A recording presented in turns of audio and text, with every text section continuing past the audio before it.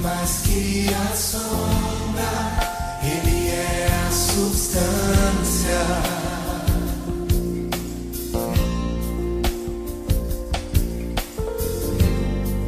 Mais que a lei e os profetas, Ele é a nova aliança.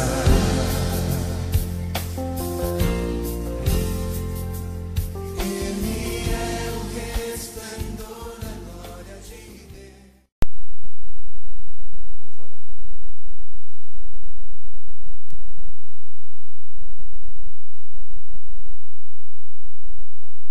Pai, obrigado porque podemos nos reunir como igreja. Obrigado porque podemos estar em torno do Teu Filho, Senhor Jesus. Obrigado porque podemos ouvir a Tua voz, abrir a Tua palavra. Obrigado pela revelação do Teu Espírito, na qual nós esperamos. Elevamos nossos olhos para Ti e confiamos em Ti para toda provisão das nossas necessidades do espírito, da alma e do corpo nessa noite, porque desejamos estar focados em Ti, vendo com mais clareza aquilo que o Senhor deseja esclarecer aos nossos corações. Fundamenta-nos em Ti, na Tua palavra, te pedimos que o Senhor possa obter um caminho de luz, um caminho de vida, através da liberação da Tua palavra nessa noite. Te pedimos, confiados em o nome do Senhor Jesus. Amém. Irmãos, para nós iniciarmos esse estudo, então, a respeito do tabernáculo, nós precisamos ter duas perguntas em mente. A primeira delas é: qual o sentido de estudarmos o tabernáculo? Já que esse é um assunto do Velho Testamento, essa é uma ordenança de Deus no seu trato com o povo da Antiga Aliança. Então, qual o significado, o sentido de estudarmos o tabernáculo? A segunda pergunta: o que nós podemos aprender das realidades espirituais no estudo do tabernáculo? Se é que chegaremos à conclusão que poderemos aprender alguma coisa. Então, em primeiro lugar, precisamos examinar a palavra em umas considerações preliminares para saber se há sentido em estudarmos o tabernáculo. E segundo, o que nós podemos aprender a respeito das realidades celestes ao estudarmos o tabernáculo. Então vamos abrir nossas Bíblias e lermos o capítulo 3 do livro de Hebreus. Hebreus, capítulo 3.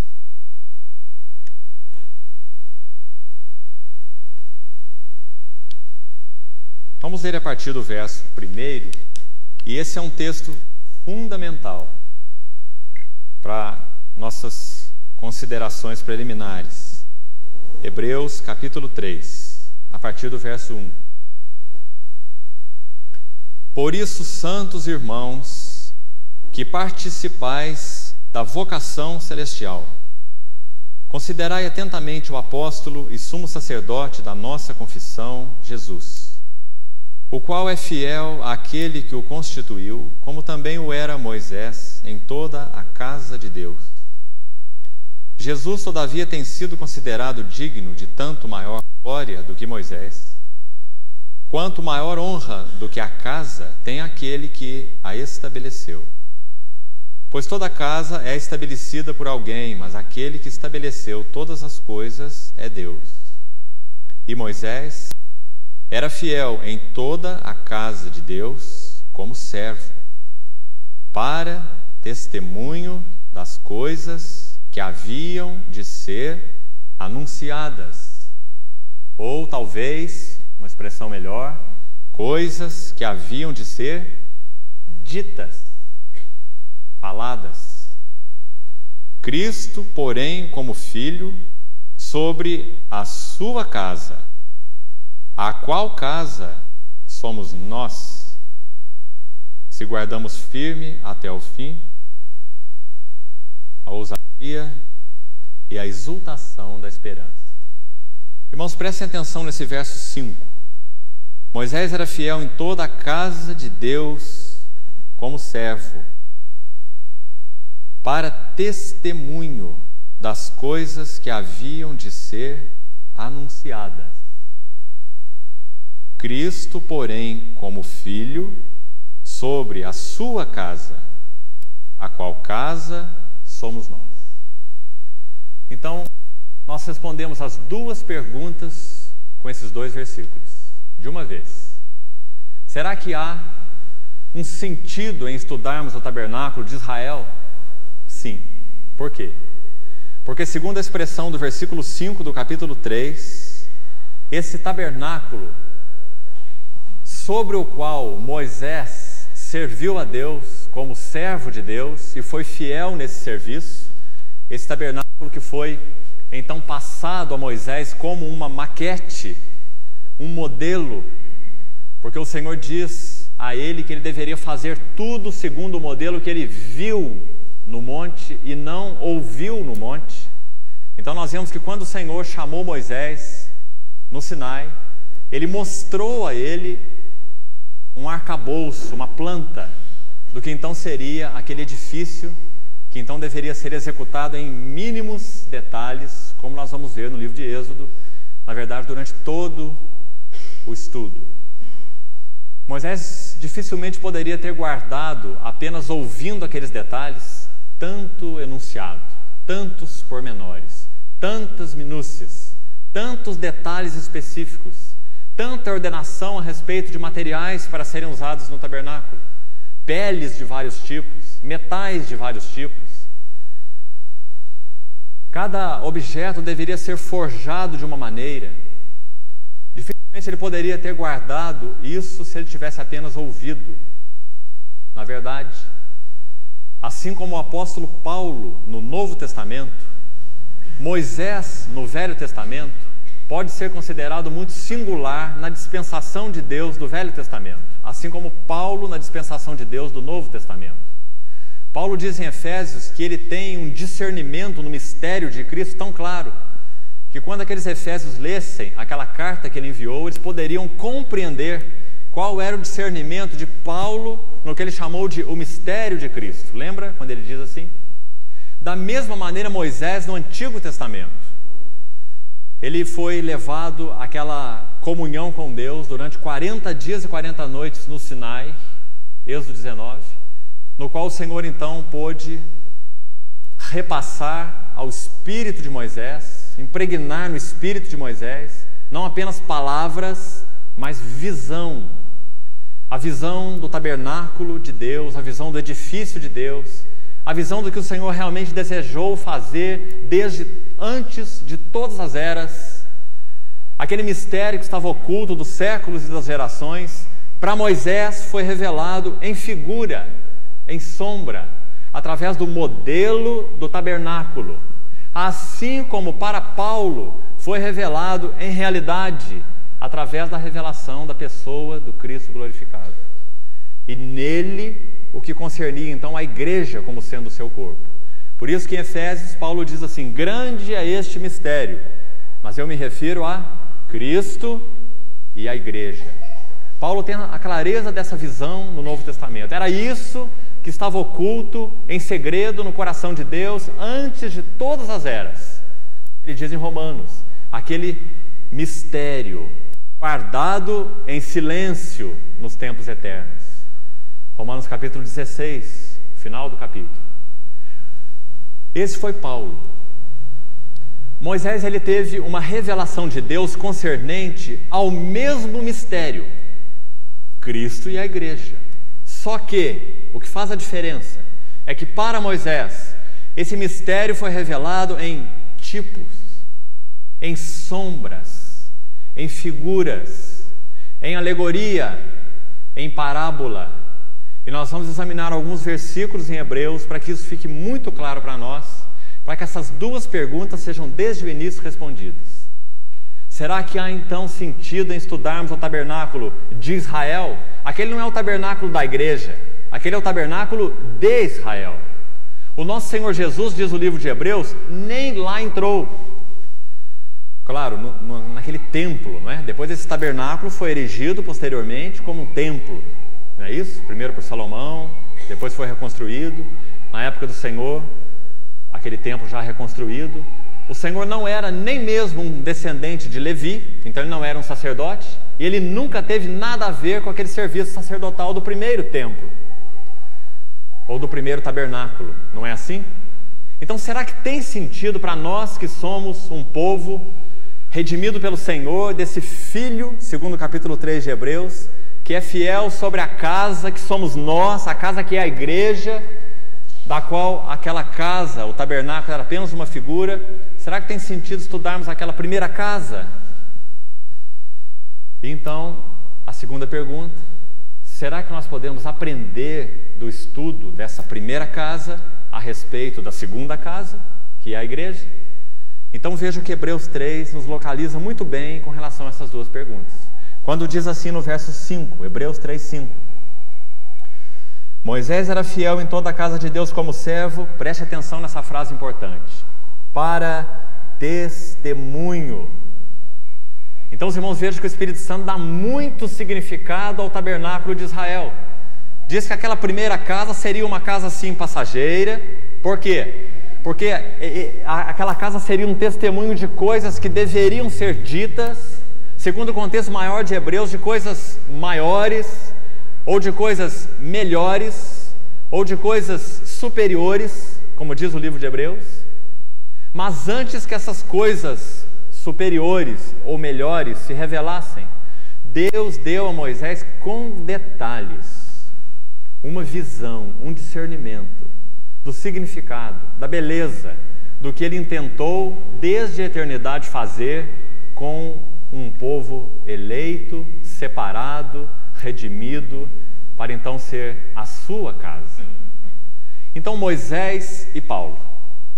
Moisés recebe a visão clara, mesmo que em sombras e em tipos, do que Deus desde a eternidade intentou no seu coração, habitar com o seu povo. Paulo, no Novo Testamento, recebe então a visão consumada, porque o Senhor Jesus, esse que foi tipificado por todo o Velho Testamento, já havia se revelado.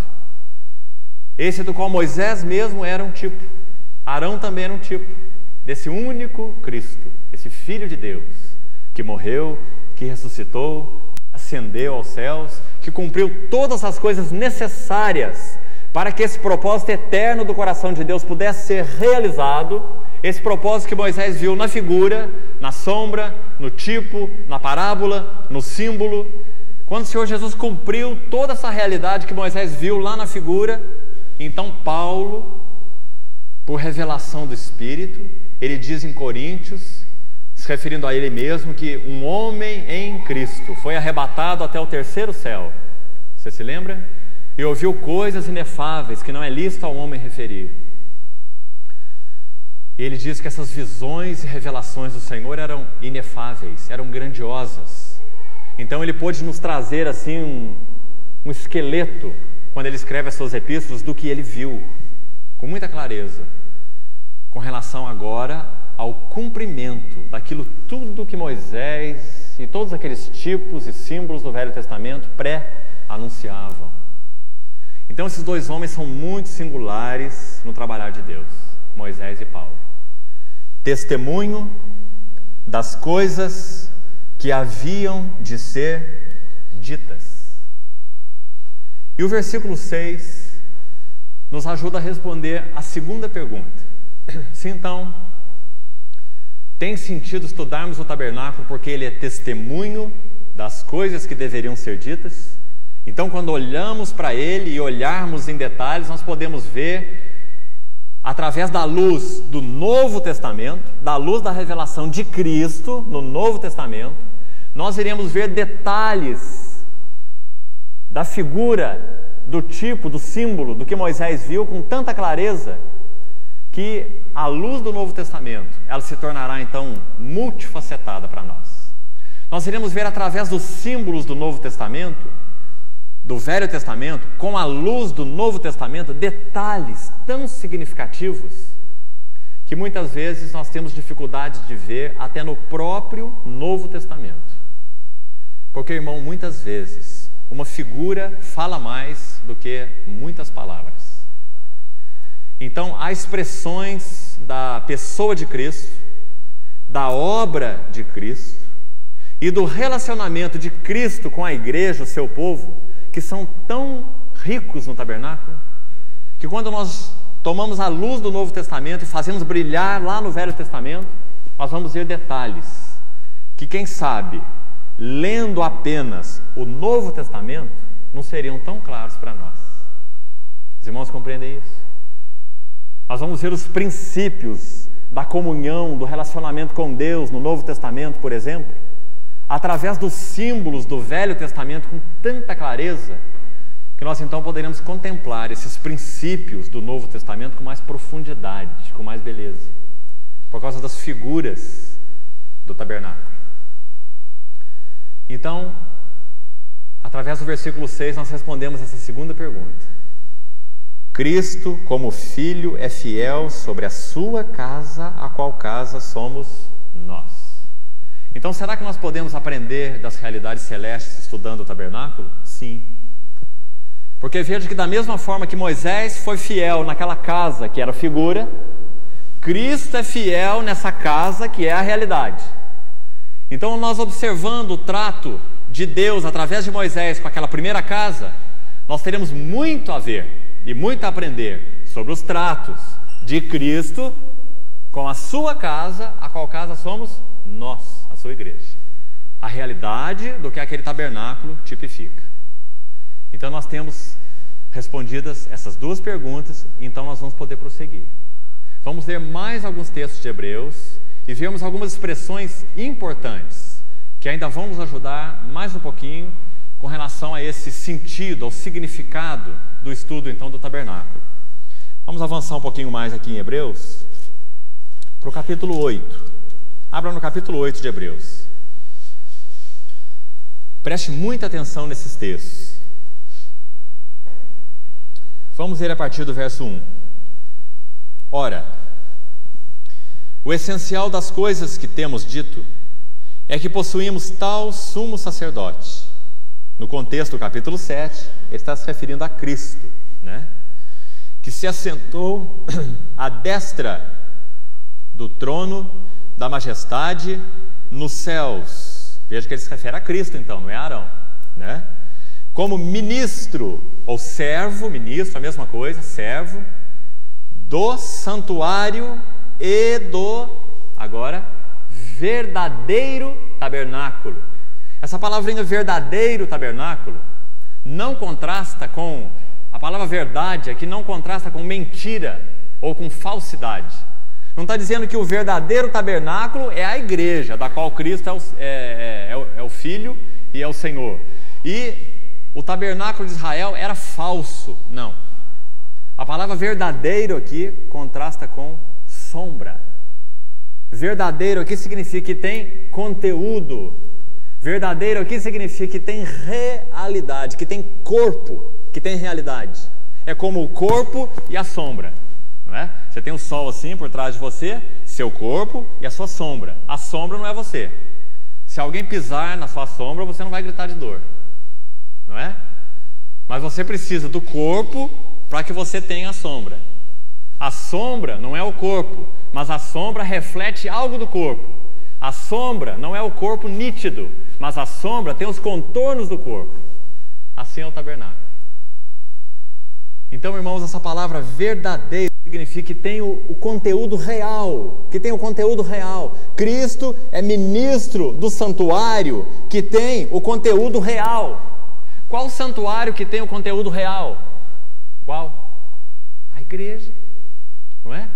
Em primeiro lugar, esse santuário no qual Deus habita. Ele ministra a Deus em primeiro lugar. Esse santuário celestial, a presença imediata de Deus, é o primeiro significado. Cristo ministra no santuário, a presença imediata de Deus, o Pai. É ali que Ele ministra. Ele é o nosso sacerdote que se assentou nesse trono. Veja que o verso 1 diz, a destra da majestade nos céus. Então esse é o verdadeiro santuário. Agora, irmãos, é exatamente nesse santuário, por causa de Cristo e em Cristo, que nós estamos. Então nós podemos dizer que esse santuário tem um duplo sentido. Em primeiro lugar, esse verdadeiro tabernáculo, versículo 2, esse santuário é a presença imediata de Deus o Pai, é onde Jesus está, à destra do trono da majestade nos céus, é ali que ele ministra.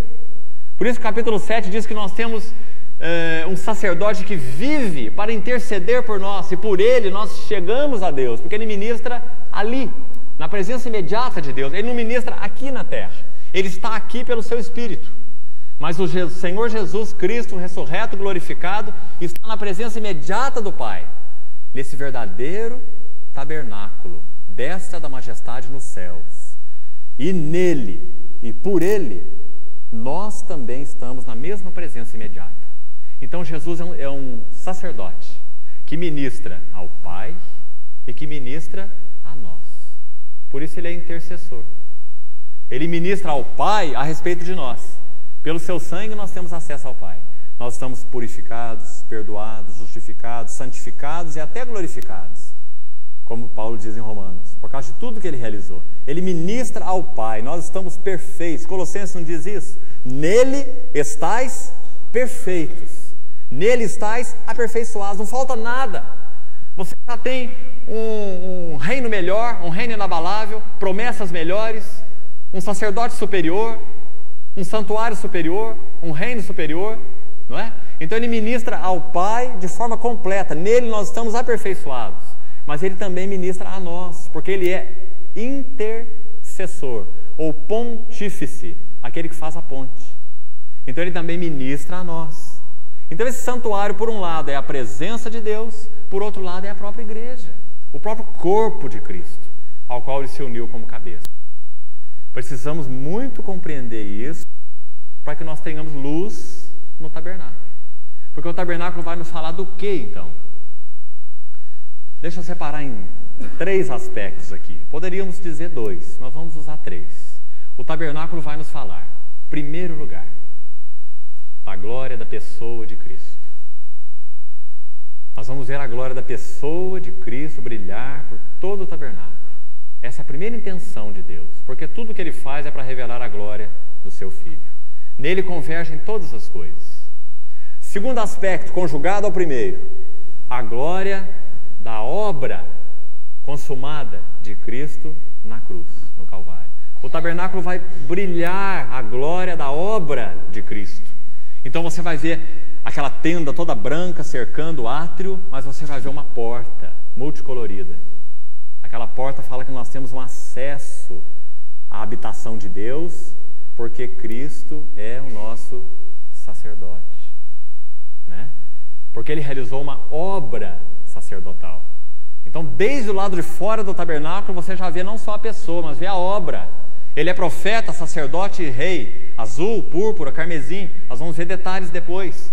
Ele realizou uma obra que nos dá acesso ao lugar de habitação de Deus, porque Deus habitava no tabernáculo, ele não habitava no deserto, ele não habitava no Egito, ele habitava no tabernáculo.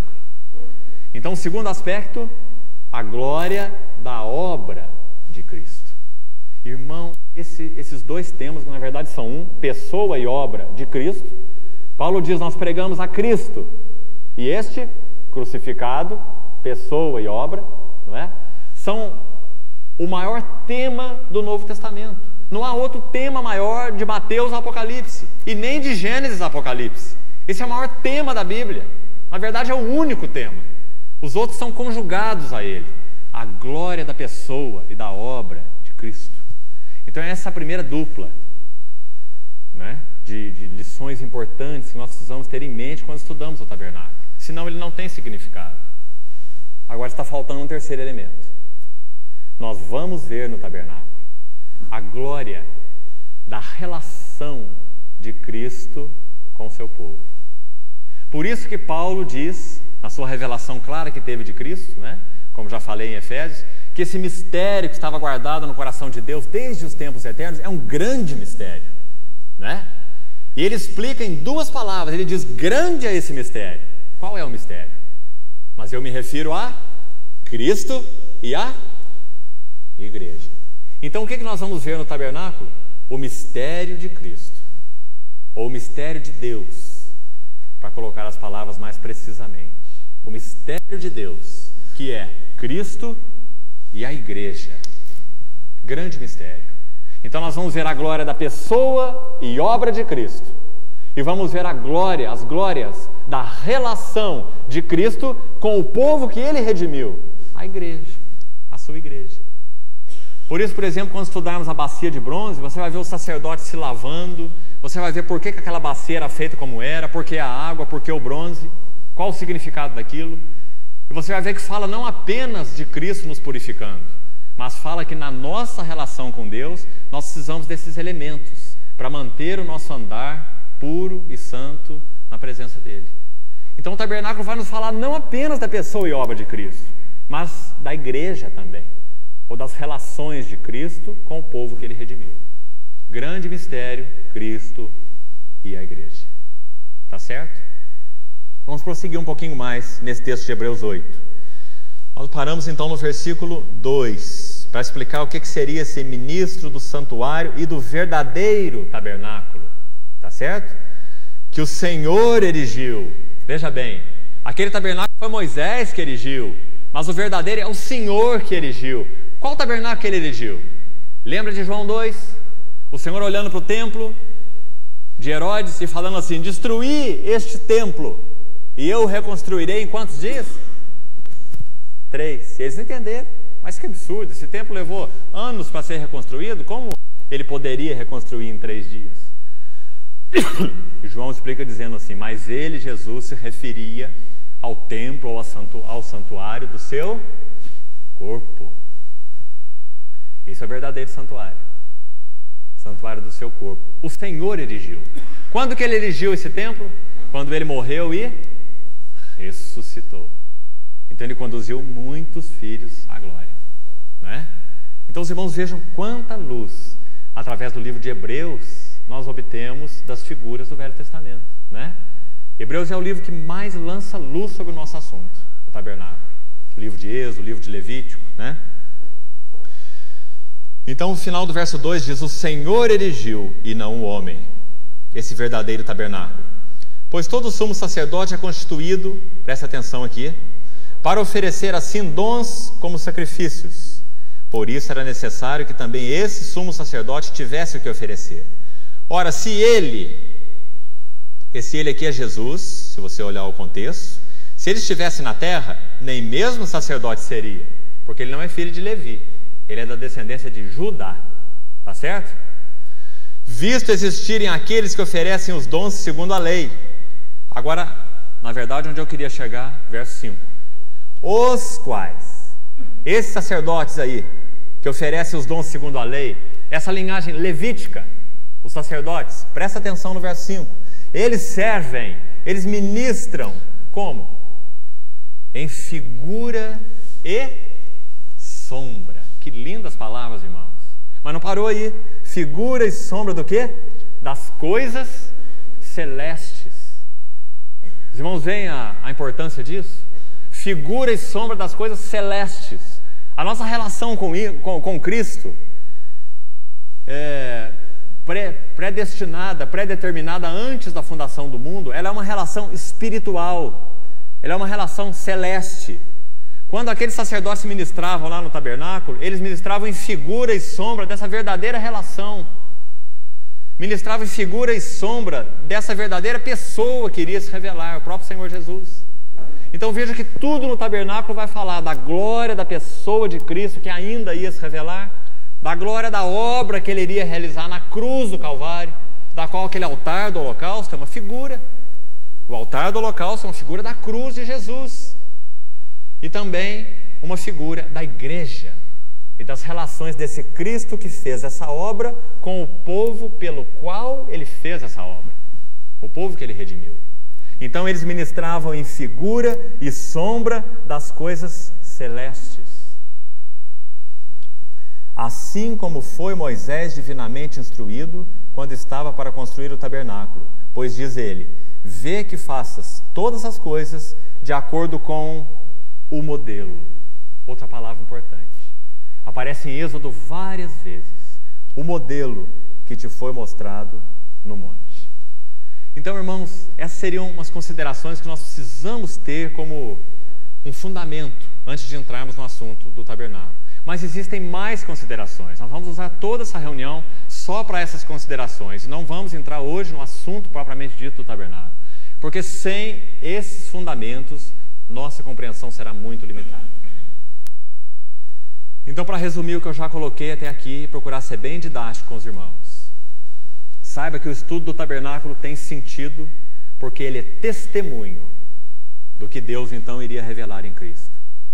Saiba que estudar o tabernáculo tem sentido e significado porque nós aprendemos tanto da pessoa de Cristo, quanto da obra de Cristo, quanto das relações de Cristo com a igreja que é o seu povo.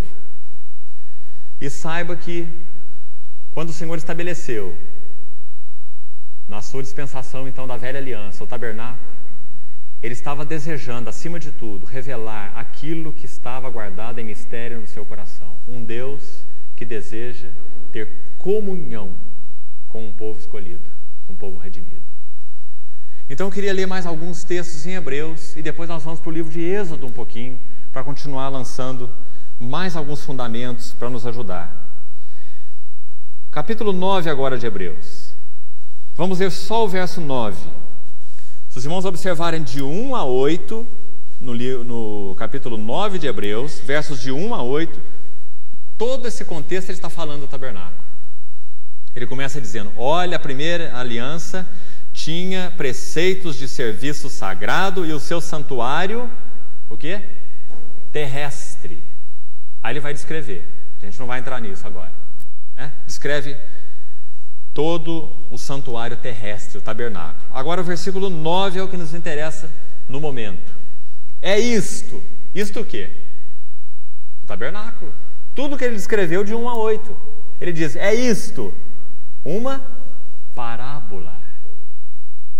Uma parábola. Outras versões dizem um símbolo. Está na mesma. A palavra símbolo no grego, simbalém, é muito interessante. Significa reunir duas coisas que então, em si mesmas, estariam separadas.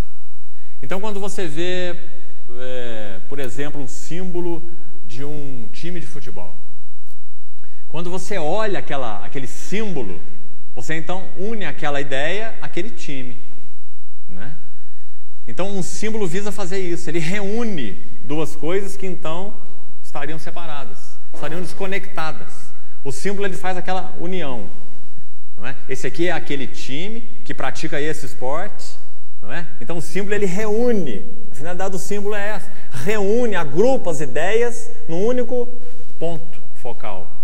Então aqui está dizendo que o tabernáculo ele é parábola, em outras versões, símbolo, exatamente porque ele faz isso.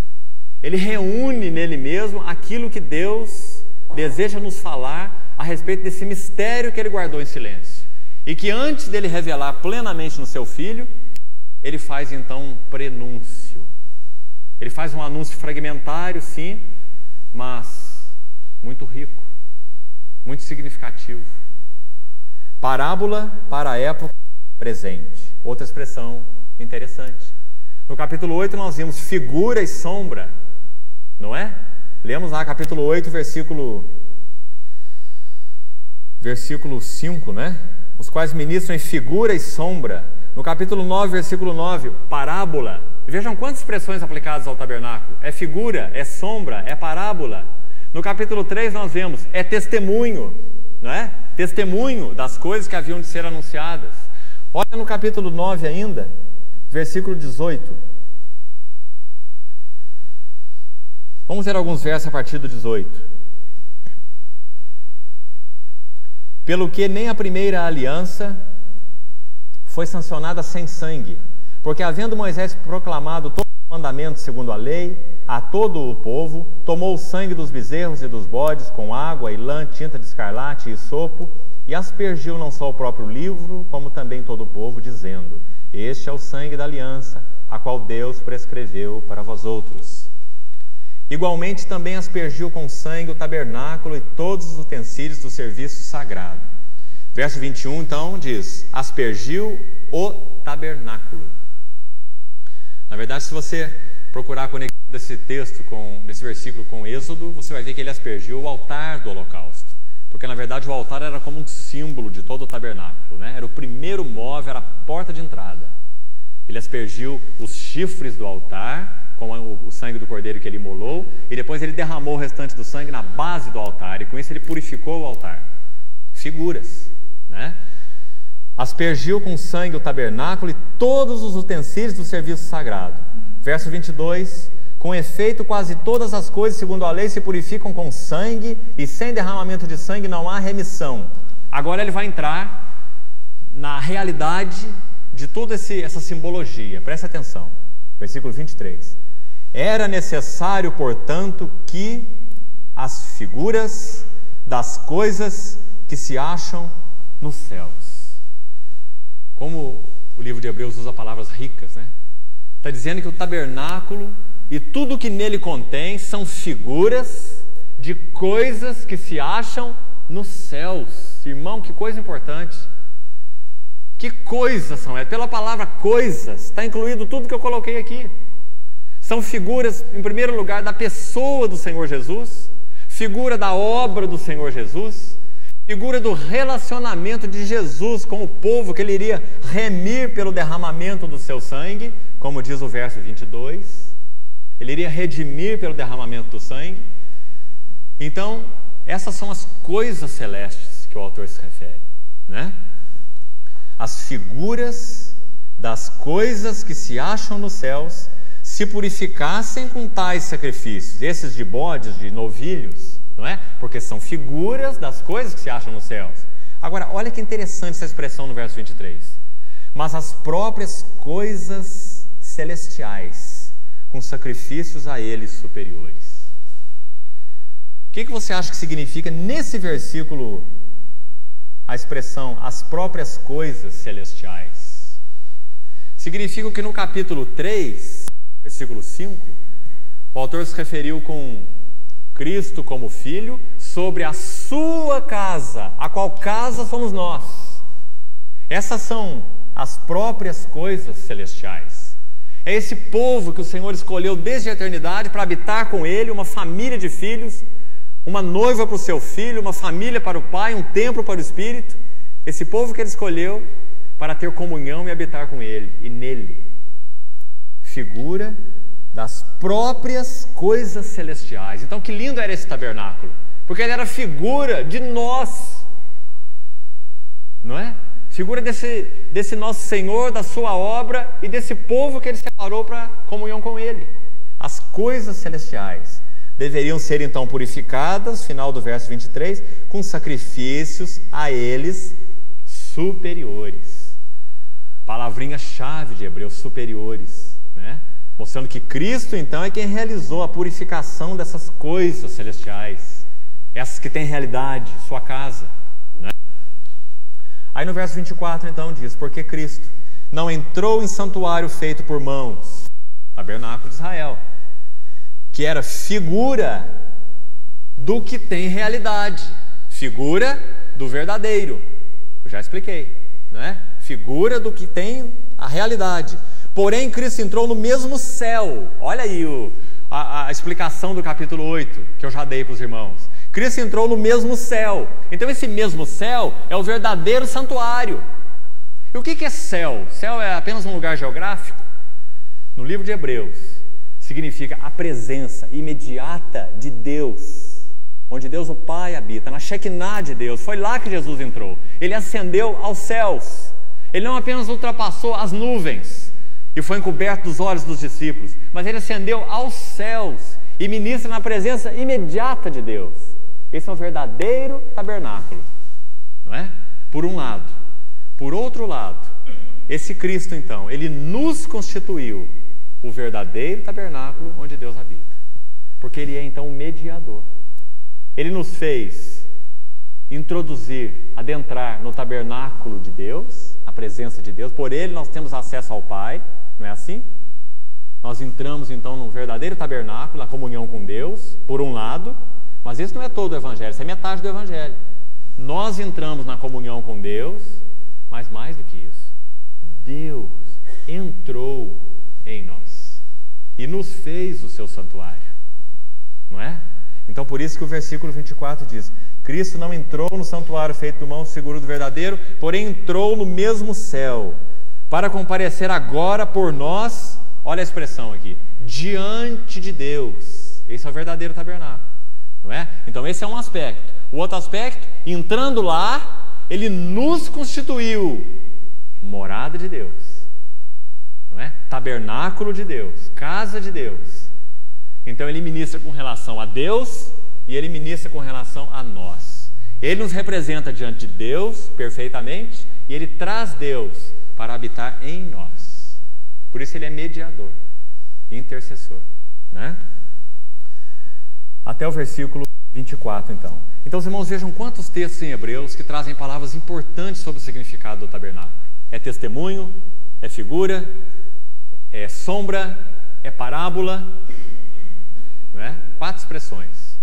Por isso o estudo detalhado do significado do tabernáculo lança tanta luz sobre a pessoa de Cristo, a obra de Cristo e as relações de Cristo com o seu povo. O mistério de Deus, Cristo e a igreja. Agora, irmãos, vamos ao livro de Êxodo, a segunda metade do tempo que nós temos aqui hoje, para fazermos essa introdução.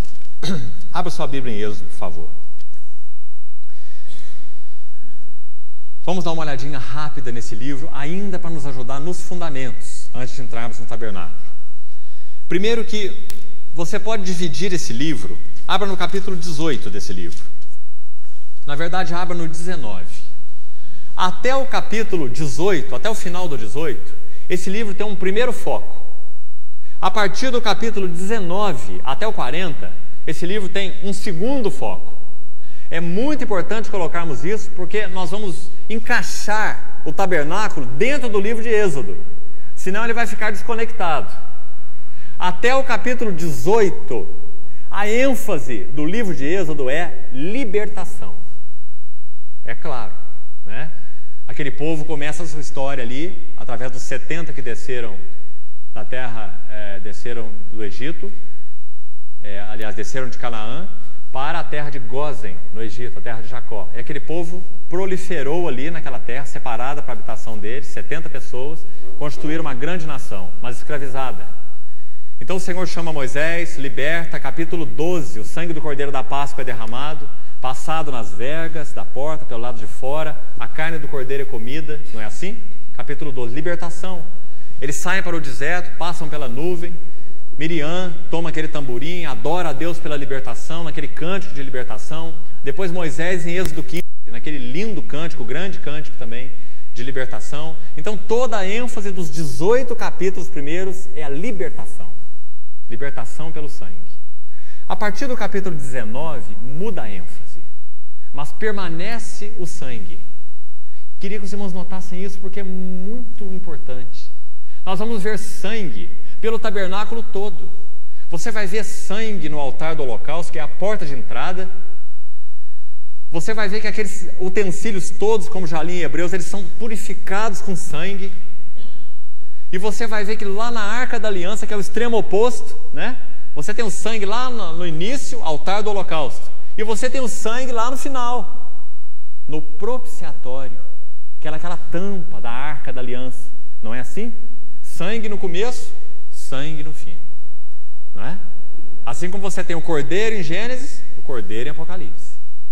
Então o sangue no altar do holocausto, que nos deu acesso ao Deus, e o sangue na Arca da Aliança, que nos mantém em comunhão com Deus. Assim no livro de Êxodo. No livro de Êxodo, os primeiros 18 capítulos, você tem libertação pelo sangue. Nos últimos capítulos, 19 até o 40, você tem comunhão pelo sangue.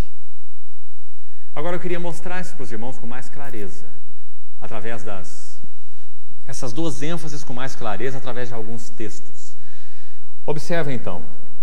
Abra, por favor, no capítulo 24. Capítulo 24 de Êxodo.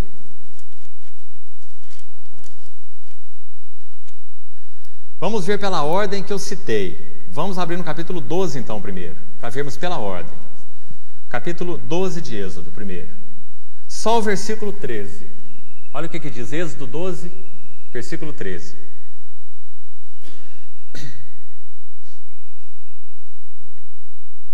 O sangue vos será por sinal nas casas em que estiverdes.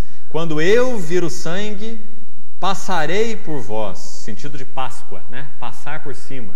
Passarei por cima de vós.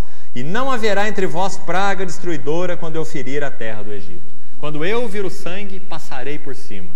O sangue para libertação. A ênfase dos primeiros 18 capítulos. Tá certo? Agora, vamos lá no 24 então. Capítulo 24 de Êxodo. Olha o versículo 8. Então nós estamos agora na segunda sessão, né? Que começa no capítulo 19, que enfatiza a comunhão. Êxodo 24, 8. Moisés é chamado por Deus para subir e ter comunhão com ele no monte, no Sinai. E ele leva Nadab, Abiú e 70 anciãos. Olha o que diz o versículo 8. Ele sobe sozinho, aqueles anciãos e Nadab, todos eles ficam para trás, né? Versículo 8 diz assim: então tomou Moisés aquele sangue, antes dele se ausentar ali com Deus, né? Então tomou Moisés aquele sangue e o aspergiu sobre o povo. Você vai ver que no verso 5, ele envia jovens para oferecer holocaustos e sacrifícios pacíficos ao Senhor. E ele recolhe aquele sangue, parte daquele sangue, numa bacia, né? Então no verso 8 diz que ele toma aquele sangue, esse aquele sangue está lá no verso 5. É o sangue desses animais aí que esses jovens imolaram. E o aspergiu sobre o povo, presta atenção, o aspergiu sobre o povo e disse: eis aqui o sangue da aliança, que o Senhor fez convosco a respeito de todas estas palavras. Irmão, lá no capítulo 12 não tem palavra nenhuma. Lá no capítulo 12 não tem mandamento nenhum. Lá no capítulo 12 tem simplesmente a operação da graça que libertou o povo. Veja como é claro. Não tem mandamentos, ordenanças nenhuma. Tem apenas a ordem de que eles tomem o novilho, prendam o novilho, examinem o cordeirinho, aliás, examinem o cordeirinho, imolem o cordeirinho e passem o sangue pelo lado de fora. Sangue para libertação. Nenhuma requisição. Nada mais é necessário. Sangue para libertação. Todo aquele que fizesse esse ato, passasse o sangue pelo lado de fora, não era para ele ficar olhando para o sangue, era para Deus vir o sangue. Se ele cria na palavra de Deus, na ordenança de Deus, que o sangue era suficiente, então ele estava salvo, não é? Liberto pelo sangue. Verdade maravilhosa, do capítulo 12. Mas, no capítulo 28, nós vemos que agora Moisés já tinha dado ao povo as tábuas da aliança. E até o capítulo 23 de Êxodo, você vê que não apenas o povo recebeu a lei moral, chamada de 10 mandamentos. Dê só uma olhadinha para você entender o contexto. Abra lá no capítulo 21. No capítulo 20, você vê os 10 mandamentos, a chamada lei moral. No capítulo 21, olha lá, capítulo 21, lei acerca dos servos, lei acerca da violência. 22, lei acerca da propriedade, leis civis e religiosas, deveres de juízes, no capítulo 23, não é? Então olha quantas ordenanças, além da lei moral, além dos 10 mandamentos. Porque o Senhor deu, então, um estilo de vida para que aquele povo redimido pudesse viver para agradá-lo. Ele não deu apenas a lei moral dos 10 mandamentos, ele queria ensinar ao povo como viver de uma forma que ele, Deus, pudesse ser satisfeito. Porque ele está desejando não apenas, ele desejou não apenas libertar o povo. Entenda isso, irmão. Ele desejou, sempre desejou ter comunhão com o povo liberto. Você está conseguindo ver a diferença? Então no Êxodo 12 você vê o sangue da Páscoa que libertou o povo sem requisito nenhum. Não tinha mandamento, ordenança, requisito nenhum. Nenhum pré-requisito. Mas no capítulo 24, Moisés toma parte daquele sangue, asperge sobre o povo, capítulo 24, verso 8, e diz: eis aqui o sangue da aliança que o Senhor fez convosco a respeito de todas estas palavras. Não apenas a lei dos 10 mandamentos, mas todas estas palavras. Agora vamos concluir isso aqui da seguinte forma. O sangue, o mesmo sangue que foi provisão de Deus para a libertação, em Êxodo 12, na Páscoa. Esse mesmo sangue é a provisão de Deus para a comunhão. Para que o povo pudesse andar segundo aquilo que o Senhor reivindicou. E se na sua falha, se no seu erro, se no seu tropeço, que faz parte da história, fez parte da história daquele povo e faz parte da nossa história, então ocorressem, nós iríamos recorrer ao mesmo sangue que obteve para nós libertação, para que nos mantivesse em comunhão. Então são tão importantes esses dois textos que é muito significativo os irmãos registrarem isso aí. Êxodo 12, versículo 13. Quando eu vir o sangue, passarei por cima de vós. Sangue para libertação. Agora, Êxodo 24, versículo 8. Sangue para comunhão. Sangue para manutenção da comunhão. Porque o Senhor não apenas nos libertou do Egito, mas Ele nos libertou para Ele. Ele poderia nos comprar lá nos mercados de escravos, pagar o preço necessário por nós, quebrar nossas correntes e dizer assim, agora vai, viver a sua vida do jeito que você quiser. Casa com quem você quiser, edifica a sua casa onde você quiser, trabalha com o que você quiser, mas não foi assim que o Senhor nos libertou. Ele quebrou as correntes no Egito, pelo sangue, libertou, nos trouxe para a comunhão com Ele e nos deu a sua palavra, os seus mandamentos. Como se dizendo então, vivam para mim, vivam segundo essas regras, esses mandamentos. Eu libertei vocês não para vocês viverem para si mesmos, como Paulo diz aos Coríntios, mas para aquele que por vocês morreu e ressuscitou, né? Então o mesmo sangue que liberta é o mesmo sangue que nos mantém em comunhão. Lembra de João na sua epístola? 1 João capítulo 1, ele diz assim, se andarmos na luz, como Ele, o nosso Deus, na luz está, mantemos comunhão uns com os outros. E o sangue de Jesus nos purifica de todo pecado, não é? Então, preciosa verdade que o Senhor já deixou clara aqui na sombra, aqui na figura. Não é só sangue em Êxodo 12 para ser liberto, salvo, crio em Jesus, fui salvo, pertenço a Ele, sou dele. Isso é só a metade do Evangelho.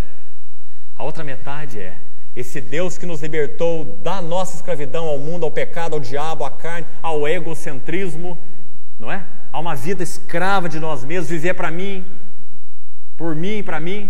Esse mesmo Deus nos chamou para viver para Ele e por Ele. E para que eu consiga viver para Ele e por Ele, eu preciso da eficácia do mesmo sangue que me libertou.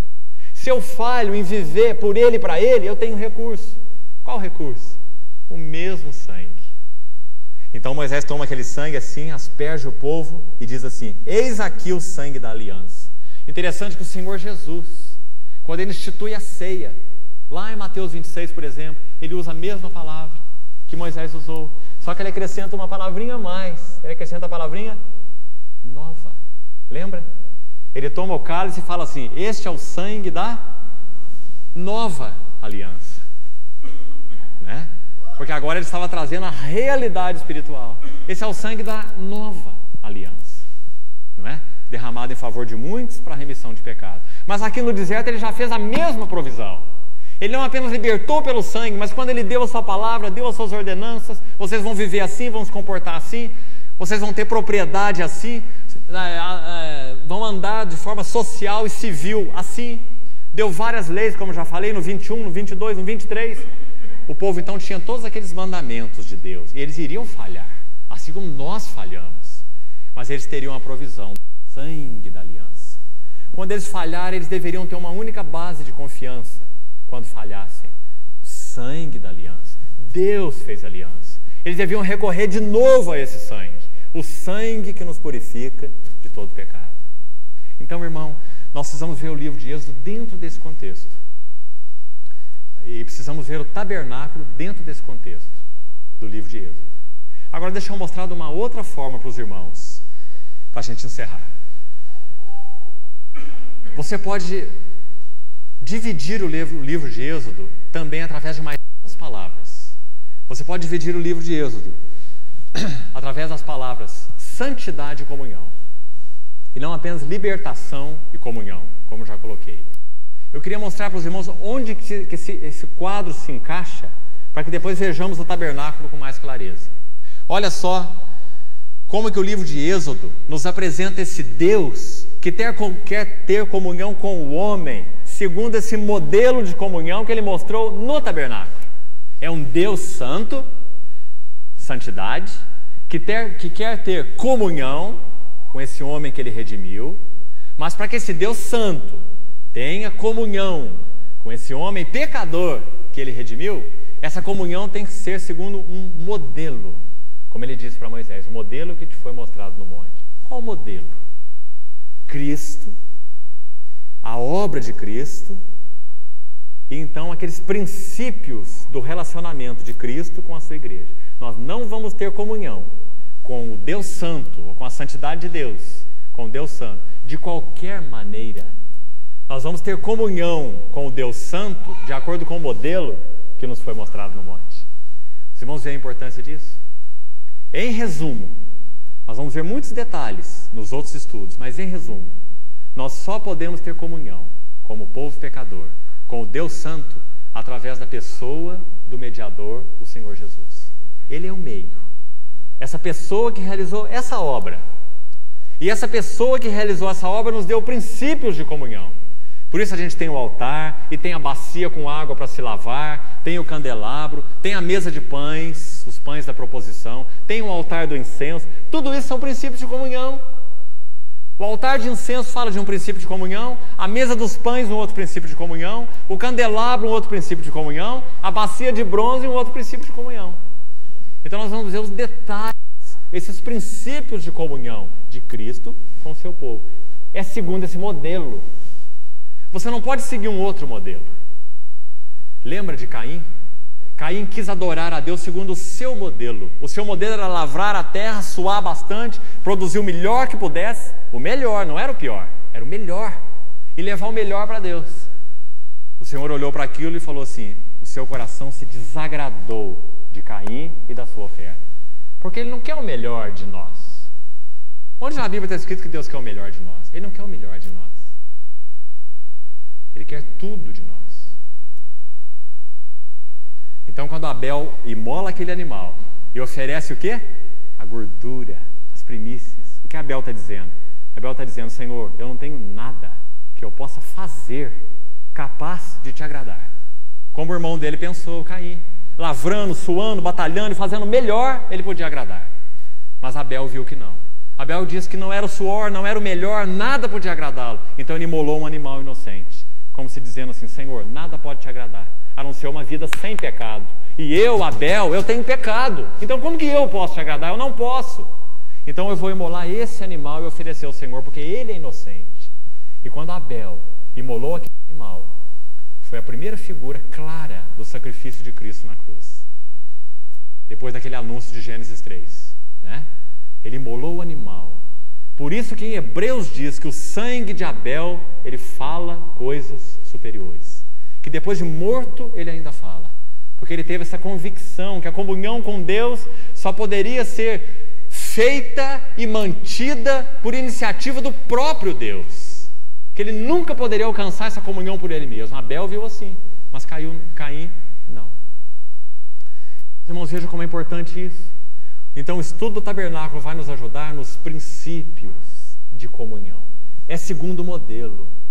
Irmão, não acha que você pode ter comunhão de qualquer maneira. Se você tem mantido pecados ocultos, você não pode ter comunhão.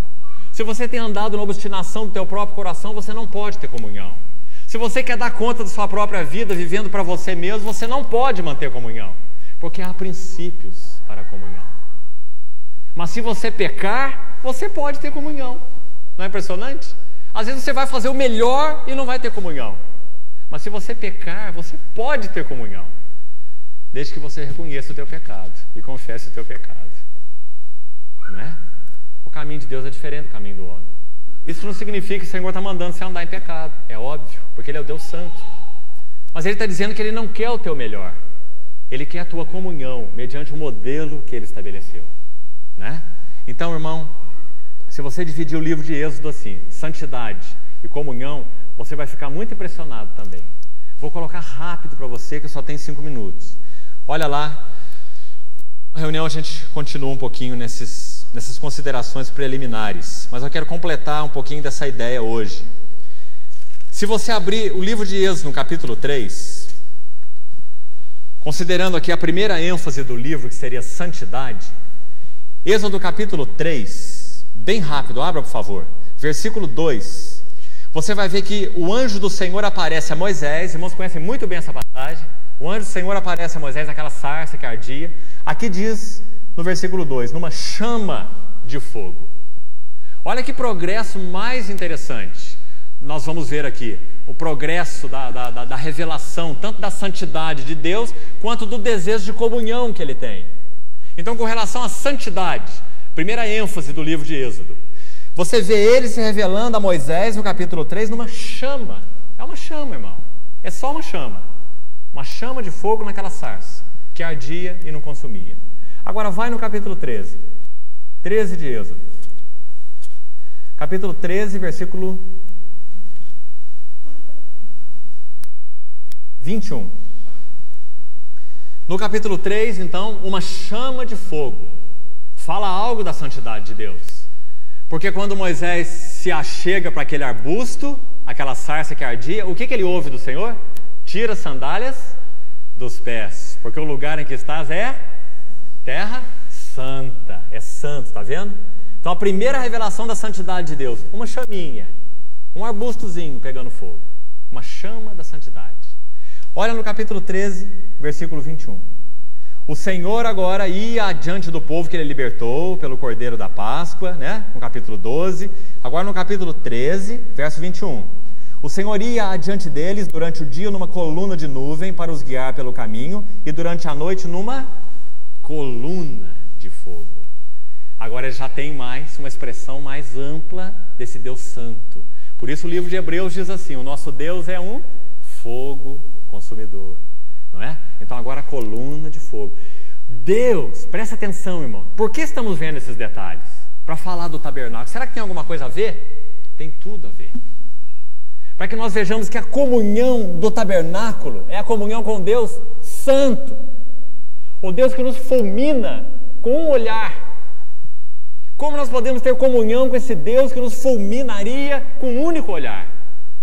Através do modelo que Ele estabeleceu, não há outra forma. Fora do modelo, você vai ser fulminado, porque Ele é santo. Moisés tira as sandálias dos pés, porque o lugar que estás é santo. Aquele deserto não era santo, aquela sarça não era santa, mas Deus é santo. E quando Deus se apresentou na sarça, Ele diz, Moisés, tira as sandálias, porque essa é terra santa, mas apenas uma chama. Então o livro de Êxodo vai prosseguindo. Ele liberta, esse Deus santo liberta o seu povo pelo sangue do Cordeiro, no capítulo 12, e leva o povo ao deserto. E guia o povo numa coluna agora, uma coluna de fogo, uma chama que reflete a sua santidade. Nosso Deus é fogo consumidor, mas ainda não para aí. Olha lá no capítulo 19. Capítulo 19, versículo 18. Primeiro uma chama, a sarça, depois uma coluna que guiava o povo. Em Êxodo 19, versículo 18, um monte de fogo, o Sinai. Capítulo 19, versículo 18 diz, todo o monte Sinai fumegava. Por quê? Porque o Senhor descera sobre ele em fogo, figura de santidade, de pureza. O fogo extermina, fulmina, purifica, não é? A sua fumaça subiu como fumaça de uma fornalha e todo o monte tremia grandemente. Diz o verso 18, porque o Senhor descera sobre ele em fogo, todo o monte Sinai fumegava. Não há um progresso? Uma chama na sarça, uma coluna de fogo e um monte de fogo. O Senhor quer deixar clara a sua santidade. Por isso no livro de Levítico você ouve tantas vezes, sede santos, porque eu, Senhor, vosso Deus, sou santo. Por isso a necessidade do sangue, porque algo tem que se interpor entre Deus e nós, irmão. Irmão, sabe que isso tem sido perdido? Radicalmente no Evangelho de hoje. No Evangelho de hoje, Deus é bacana. E o homem merece receber as coisas dele. Deus é bacana. E o homem merece receber as coisas dele. Mas na Bíblia, Deus é santo. E o homem merece ser fulminado pela glória dele. Esse é o Deus da Bíblia. Então nós nunca vamos entender o tabernáculo fora desse contexto. Você não vai ver um Deus bacana no tabernáculo. E nem um homem entrando de qualquer maneira. Você vai ver o sangue. Você vai ver a água. Você vai ver os princípios de comunhão. Isso é muito importante. Isso tem sido perdido hoje. Não é? Deus tem descido na visão humanista, não é? Que tem sido disseminada no meio evangelical de hoje.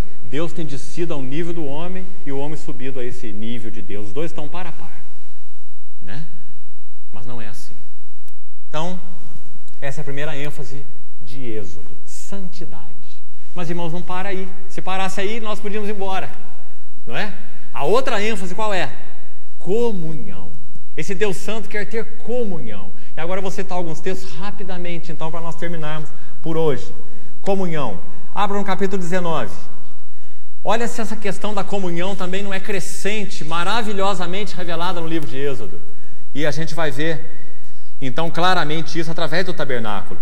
No capítulo 19, quando o Senhor, no versículo 1 diz, no terceiro mês da saída dos filhos de Israel da terra do Egito, eles foram libertos, né? Terceiro mês, o Senhor os traz ao Sinai.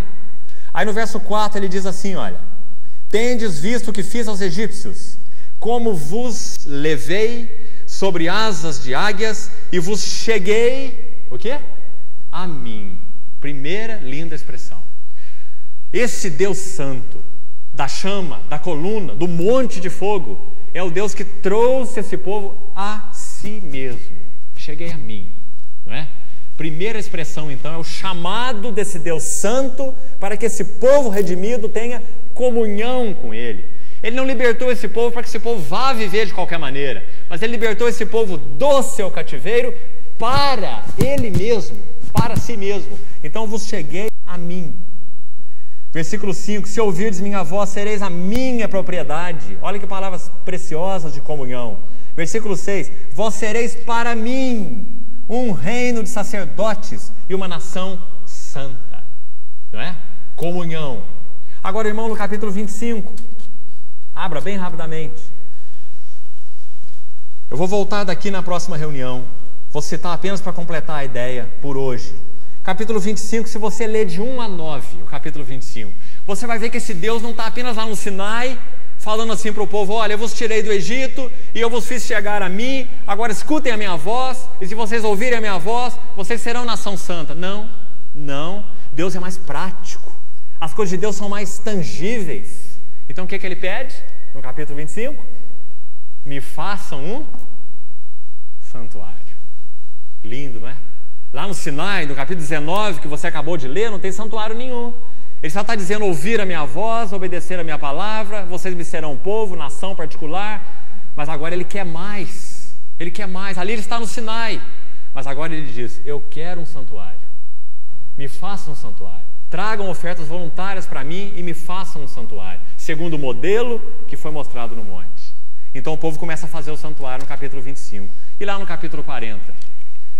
Vou só citar por hoje. Se você abrir o capítulo 40 para terminar o livro. Finalzinho do capítulo 40, 34, verso 34 até 38. Você vai ver então que quando o povo ficou, segundo o modelo que o Senhor deu, o modelo que foi mostrado a Moisés no monte, alguma coisa maravilhosa acontece. O Deus da sarça, o Deus da coluna de fogo, santo, o Deus do monte Sinai, santo, que tremia, agora é um Deus que habita naquela casa que Ele mesmo mandou ser construída, para que Ele pudesse ter comunhão com o seu povo. Aí quando você lê o texto, você pode pensar assim, nossa, mas Ele entrou naquele tabernáculo com tanta glória que nem Moisés podia entrar lá. Mas isso não é comunhão. Ele entrou na casa, mas Moisés ficou de fora. Porque em primeiro lugar, Ele queria demonstrar que aquela casa, erguida segundo o seu modelo, era o lugar onde Ele poderia habitar plenamente, com toda a sua glória.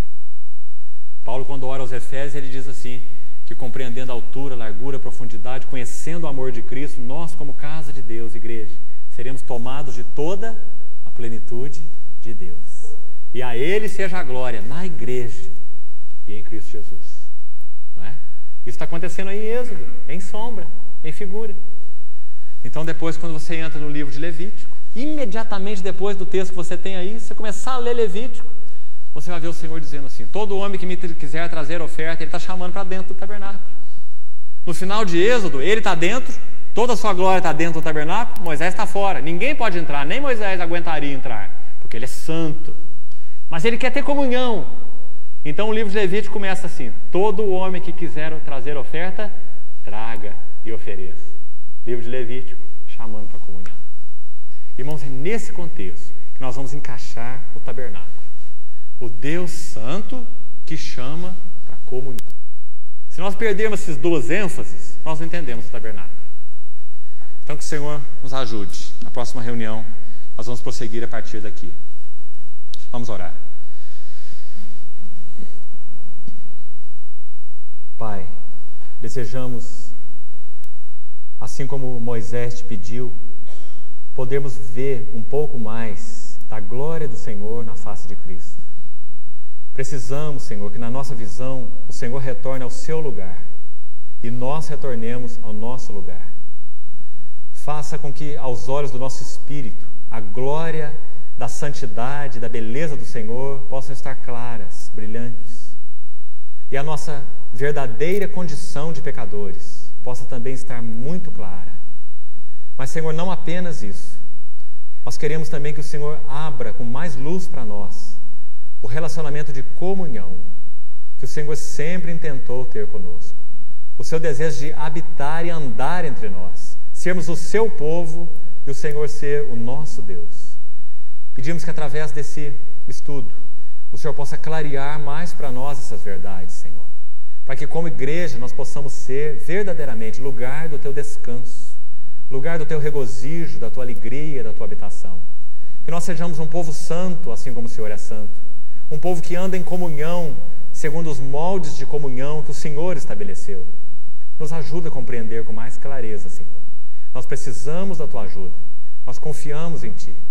Em nome de Jesus. Amém.